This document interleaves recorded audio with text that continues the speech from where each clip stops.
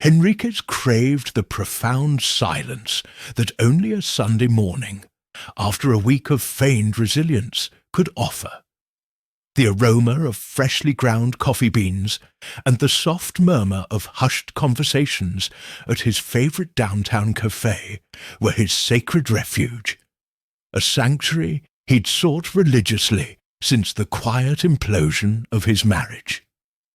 Divorce had left an echoing void, a space he filled with the relentless demands of single fatherhood and the exhausting charade of being perpetually okay. This coffee shop, with its worn wooden tables and the comforting clatter of porcelain, was where he allowed himself to simply be, unburdened by expectations or the need to perform. Every Sunday, the ritual was the same. He'd wake before dawn, ensuring his daughter, Elisa, was safely nestled at her mother's for the day. Then, with the city still stretching awake, he'd make his way to the cafe, finding his usual corner table by the large window. It offered a perfect vantage point to observe the world without truly being a part of it, a gentle separation from the current of life he felt he was constantly swimming against. Today was no different. The warm ceramic mug felt familiar in his hands, its heat a small comfort against the lingering chill of dawn. He watched the steam rise, a fleeting ethereal dance, mirroring the fleeting moments of peace he now clutched so tightly. His life, once a vibrant tapestry woven with shared dreams and laughter, had unravelled into a series of carefully managed tasks.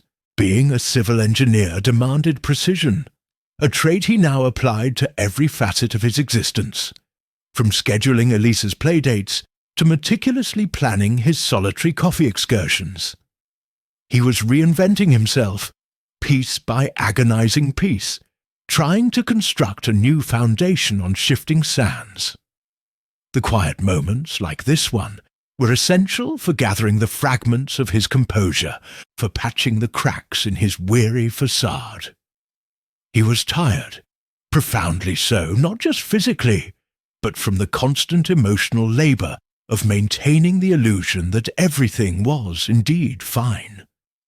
A gentle hum filled the air as the cafe slowly began to awaken, more patrons trickling in. Henriquez adjusted his glasses, feigning interest in the morning newspaper, a prop to discourage any unwanted interaction.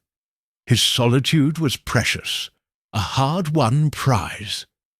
He savoured the bitter notes of his espresso, letting the caffeine seep into his bones, a fleeting jolt of energy for the week ahead. He was almost halfway through his second cup, lost in the intricate patterns of the latte foam, when a soft shadow fell over his table. He looked up, his gaze meeting an unexpected pair of eyes. A woman stood there, her presence both understated and commanding. She held a book, and a small, apologetic smile played on her lips.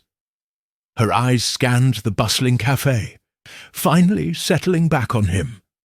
Every other table was occupied, a rare occurrence on such an early Sunday. Henriquez felt a flicker of annoyance, his sanctuary breached. He prepared to offer a curt, polite refusal, to protect his precious bubble of quiet.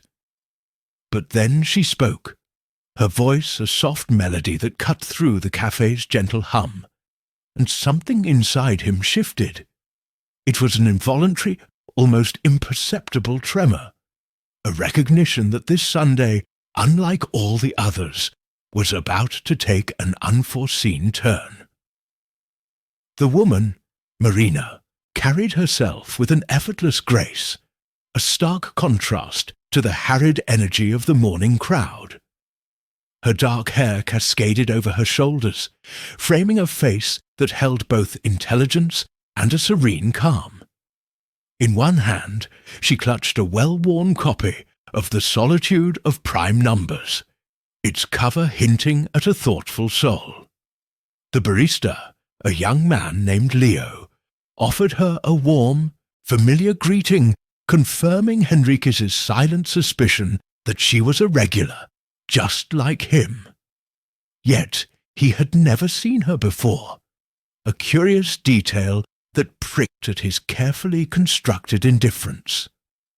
Marina's gaze swept across the bustling room once more, a subtle confirmation that his table was indeed the only one available. Henriquez instinctively lowered his eyes, pretending to be utterly absorbed in the smudged print of his newspaper, a futile attempt to make himself invisible. He felt a peculiar tightening in his chest, a sensation he hadn't experienced in years. It was an unwelcome intrusion into his carefully curated emotional landscape, a landscape he had meticulously flattened after the tumultuous tremors of his divorce. He wished for her to simply move on, to find another cafe, another corner of the world where she wouldn't disturb his peace. But Marina did not move on. Instead, she took a small step closer, her presence a soft, warm pressure against the edges of his isolation. "Excuse me," she began, her voice gentle but unwavering. "Would you mind if I shared this table? It seems to be the only one free."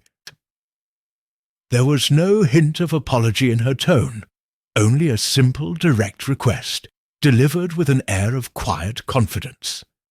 Henriquez hesitated, his internal defences warring with an unexpected flicker of something akin to curiosity.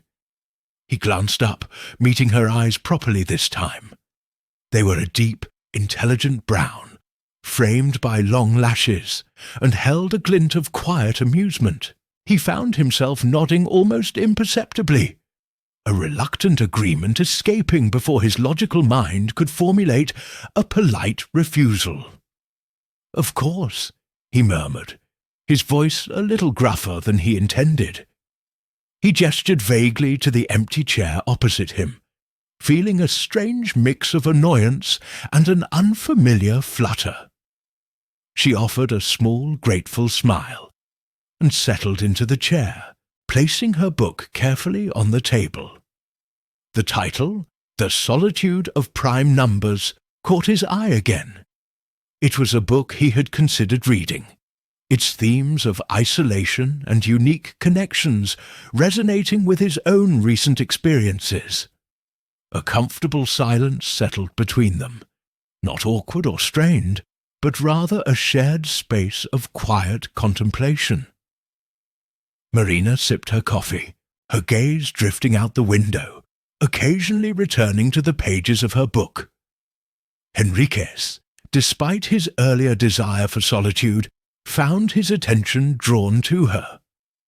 He noticed the delicate silver ring on her right hand, the way she held her cup, her fingers slender and graceful. He observed the subtle tilt of her head as she read, a lock of hair falling softly across her cheek.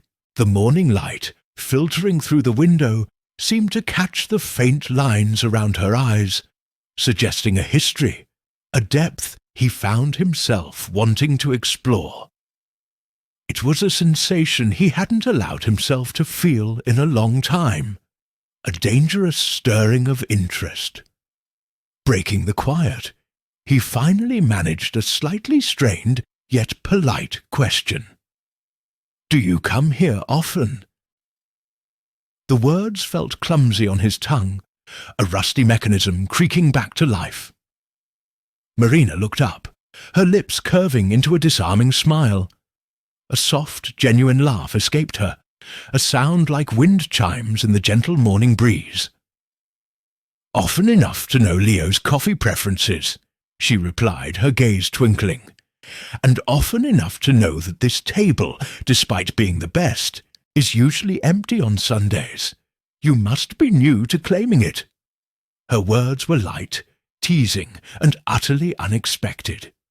Henriquez felt a genuine smile tug at his own lips, a rare occurrence these days. This Sunday, it seemed, was indeed taking an unforeseen turn. Their conversation flowed easily after that, meandering through topics as varied as the robust flavour of the coffee, the quiet charm of the neighbourhood, and the subtle art of finding comfort in the mundane. Marina spoke with an engaging intelligence, her thoughts clear and articulate, yet always delivered with a gentle warmth that invited participation rather than debate. Henriques, surprisingly, found himself opening up, sharing his appreciation for the slow pace of Sunday mornings, a rare luxury in his often hectic life. They discussed books they had read, places they had visited, and the simple pleasures that often went unnoticed in the rush of daily existence. The café, once his sanctuary of silence, now hummed with a pleasant low murmur of shared connection. Then, almost casually, Marina mentioned her work. "I'm at the city courthouse," she said, stirring her coffee thoughtfully. "In my father's chambers." Her eyes met his, a flicker of something unreadable passing through them. "He's Judge Alistair Thorne." Henriques felt a jolt. Judge Thorne. The name resonated with a certain gravitas, a reputation that preceded him in the city's legal circles. He was known for his sharp intellect, his unyielding commitment to justice, and a demeanour that could be intimidating even to seasoned lawyers. Henriques had heard snippets of his rulings, seen his name in local headlines, always associated with cases of significant public interest.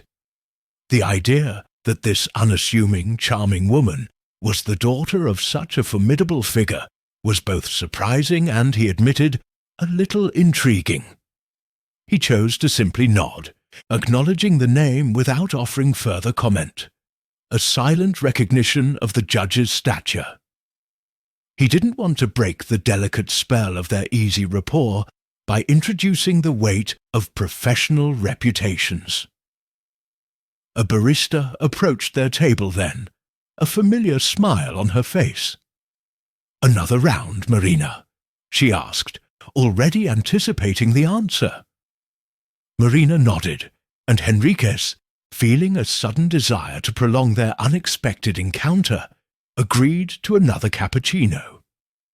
As the aroma of fresh coffee once again filled the air, Marina turned her attention back to him, a thoughtful expression on her face. "You're an overthinker, aren't you?" she observed, a slight curve to her lips. "I can tell by the way you choose your words, the slight pause before you speak, and the way you observe everything." She took a sip of her coffee, her gaze unwavering. "I'd guess something in engineering, or perhaps architecture, something structural, precise." Henriques was taken aback by her perceptiveness. It was unnerving, yet oddly comforting to be seen so clearly by someone he had met mere minutes ago. He managed a wry smile. "Civil engineering, actually," he confirmed, feeling a blush creep up his neck. "I build bridges, among other things." Marina's eyes lit up. "Ah, bridges," she mused, a soft smile playing on her lips. "My father often says something about that. He has a peculiar way of connecting seemingly unrelated things." She paused, her gaze distant for a moment, as if recalling a cherished memory. Then she looked back at him, her eyes filled with a new depth. "He says those who build bridges carry the weight of what they connect.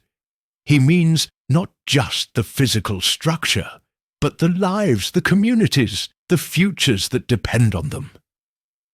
Henriques found himself speechless. Her father's words, spoken through her, resonated deeply. He had always seen his work as a practical application of physics and mathematics, a tangible contribution to infrastructure.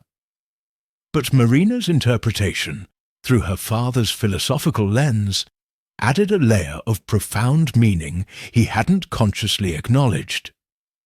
It was a perspective that suddenly made his often solitary and demanding profession feel connected to something much larger, much more human.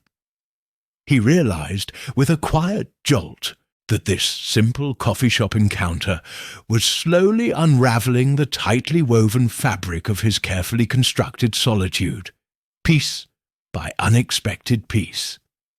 Henriquez felt an unexpected urge to reciprocate her openness, to share a piece of his own carefully guarded world. "You know," he began, his voice softer than he intended, "my daughter, Elisa, she loves heart-shaped pancakes on Sunday mornings. It's our ritual. But when she's not there, when she's with her mother, the apartment feels immense and so quiet. The silence," he confessed, his gaze dropping to his cup, "can be deafening." He hadn't meant to reveal so much, especially not to someone he'd just met. But Marina's presence seemed to invite a level of honesty he rarely afforded anyone. Marina listened, her expression unreadable at first, then softening into one of profound understanding. She didn't interrupt, didn't offer platitudes or facile advice. She simply absorbed his words, her eyes conveying a quiet empathy that made him feel truly heard, perhaps for the first time in a long while. It was a rare and precious quality, he realized, to find someone who could hold space for another's vulnerability without judgment or the need to fill the silence with their own thoughts. He found himself studying her, the gentle curve of her smile, the way her fingers absently traced the rim of her coffee cup. A profound sense of relief washed over him, mingled with a quiet astonishment. How long had it been since he'd felt this comfortable, this genuinely connected to another human being? His life since the divorce had been a series of carefully constructed routines, designed to keep emotions at bay, to protect himself and Elisa from further hurt. This unexpected encounter was chipping away at those defenses effortlessly. Suddenly, Marina glanced at her watch, a faint sigh escaping her lips. The spell was about to break. "I should go," she said, her voice tinged with a hint of regret. "I have an early afternoon appointment at the courthouse." His heart sank, a foolish, childish disappointment. He wanted to ask her to stay, to prolong this fragile, beautiful moment, but the words caught in his throat. He watched, helpless, as she gathered her things, her movements graceful and unhurried. As she rose, she offered him a warm, genuine smile. "It was good to share the table with you, Henrique," she said, her voice soft, yet resonating with a quiet conviction. "Not always is chance so kind." He nodded, a lump forming in his throat. He wanted to say something meaningful, something that would capture the unexpected depth of their connection. But his mind was a blank. He simply watched her turn to leave, feeling a profound sense of loss, as if a vibrant splash of colour had just been removed from his monochromatic world. But then she paused, turning back to their table. She had forgotten something. It was her book, the one she had been reading, The Solitude of Prime Numbers. She placed it gently on the table, pushing it slightly towards him. Then, with a final enigmatic smile, she was gone, disappearing into the bustling morning crowd. Henriquez stared at the book, a silent sentinel on the polished wood. Hesitantly, he reached for it, his fingers tracing the worn cover. As he opened it, a small, neatly folded piece of paper fluttered from its pages, landing softly beside his cup. It was a note, written in elegant script. He unfolded it carefully, his heart thrumming with a mixture of curiosity and anticipation. The words were simple, yet they held a profound weight. Not all encounters need explanation. Some just happen. Enjoy the prime numbers. Marina.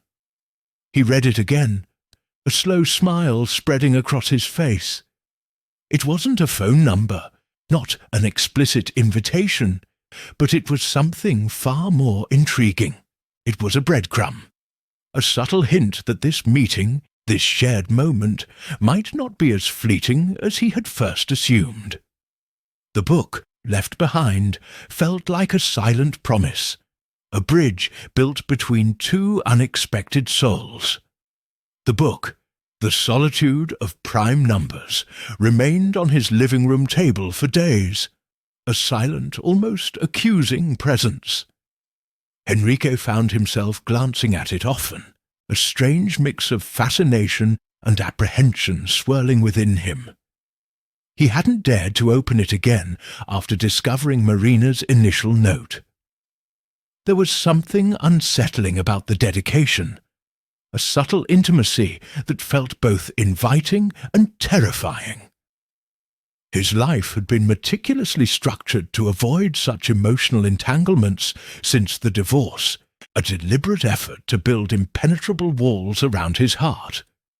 He had convinced himself that feeling too deeply, caring too much, only led to pain and disappointment. Yet this book, this unexpected encounter with Marina, felt like a persistent tremor against those carefully constructed defenses, threatening to crack them open. He feared feeling again, feared the vulnerability that came with connection. The thought of engaging with the emotions Marina had stirred within him was daunting. It was easier, he had told himself for so long, to remain detached, to navigate life with a stoic indifference. But now, an unfamiliar warmth had seeped into the crevices of his self-imposed emotional fortress. A warmth that was both comforting and alarming. He felt an undeniable pull towards the possibility of something more. A nascent curiosity about the woman who had so effortlessly breached his emotional barricades. This feeling, raw and unexpected, was a stark reminder of the emotional landscape he had tried so hard to forget. It was a feeling that something significant was trying to break through, demanding his attention, challenging his carefully maintained solitude. One afternoon, Elisa, with her boundless energy and innocent curiosity, discovered the book. Her small fingers traced the title, her brow furrowing in concentration.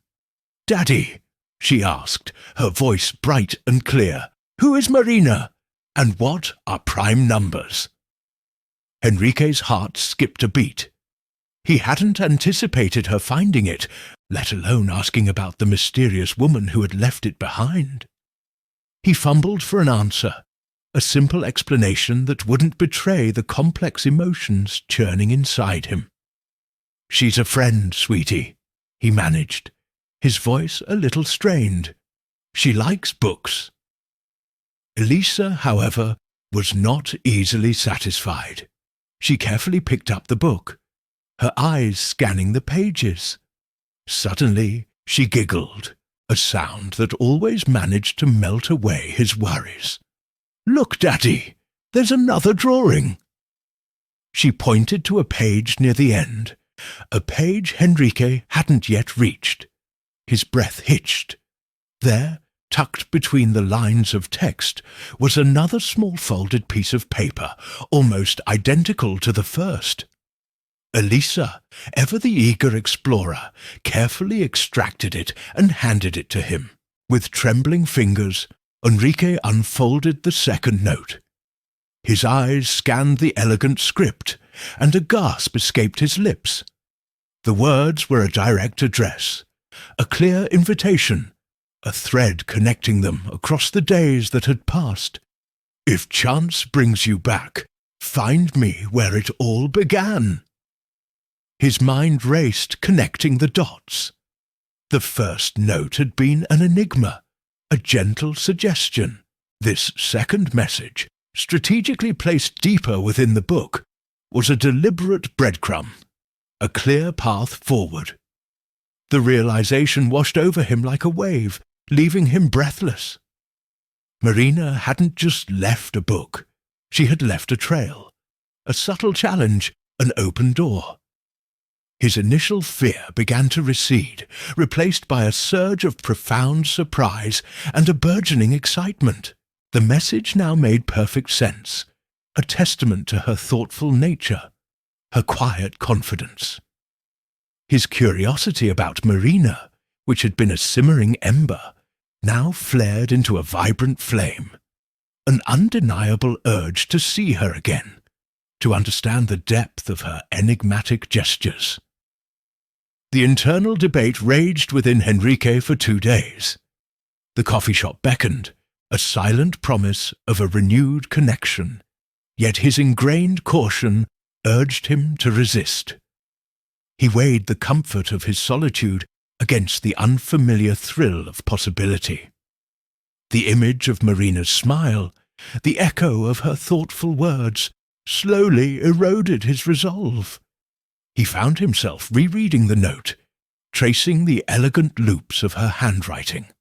The simple sentence, a powerful magnet. Could he truly ignore such a deliberate invitation?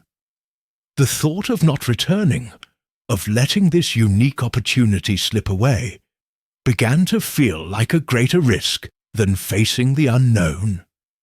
It was a subtle shift, a quiet surrender to a feeling he hadn't allowed himself to entertain in years. Finally, on a crisp Thursday morning, after dropping Elisa off at school, the decision was made. He found himself steering his car not towards his usual office route, but instinctively towards the familiar street of the coffee shop.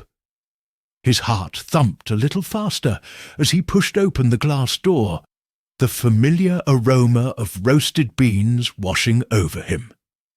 He tried to appear casual, scanning the tables with unpracticed nonchalance, as if he were merely seeking his morning caffeine fix, but his eyes, betraying his feigned indifference, darted around, searching for a specific face, a particular shade of hair. Marina wasn't there. A small pang of disappointment, sharp and unexpected, pierced through him. He ordered a cappuccino, his usual, and chose a quiet corner table, away from the bustling counter.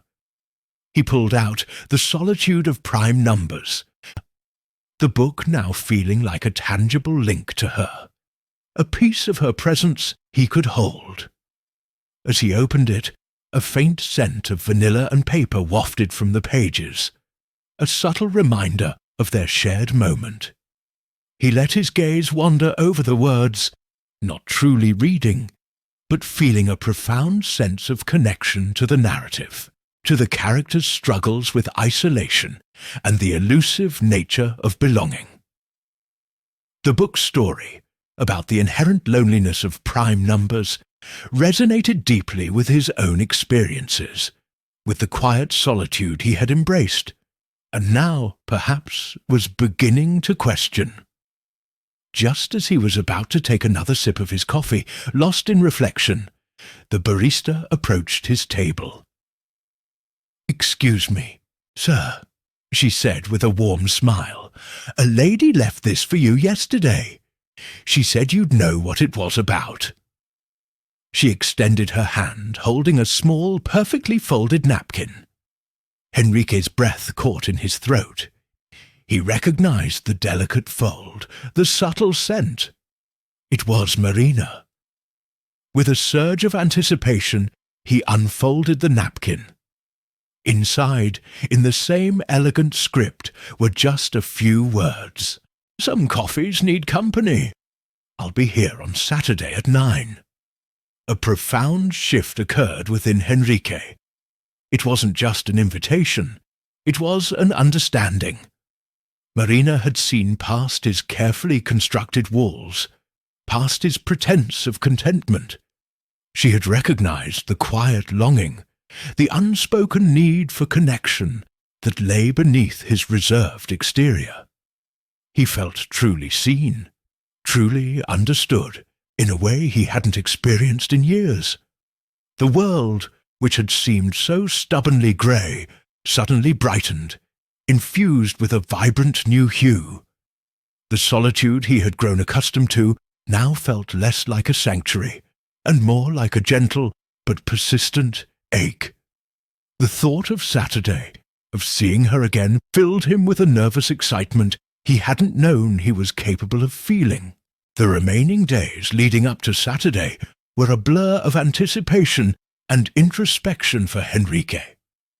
He found himself constantly reminding himself of the promises he had made to himself, the emotional boundaries he had meticulously constructed after his divorce. Yet each time his mind drifted to Marina, to her serene smile and the gentle understanding in her eyes, the world seemed to shed its dull, muted tones, replaced by a palette of brighter, more hopeful colours. The memory of her simple yet profound invitation resonated within him, a quiet melody promising a different kind of future. Finally, Saturday arrived, crisp and clear, much like his newfound clarity. Elisa was with her mother, leaving Henrique with an unusual expanse of time, and an even more unusual sense of purpose.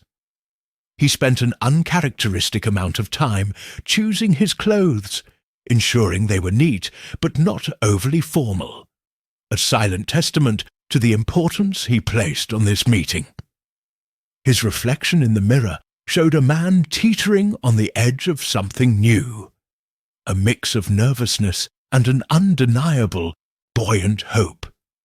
As he approached the coffee shop, the familiar scent of coffee enveloped him, but this time it felt different, imbued with a sense of destiny. Peeking through the glass, his heart gave a little lurch.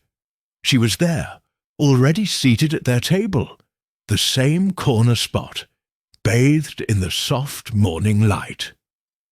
Her hair, usually tied back, flowed loosely around her shoulders, catching the light in warm, inviting strands.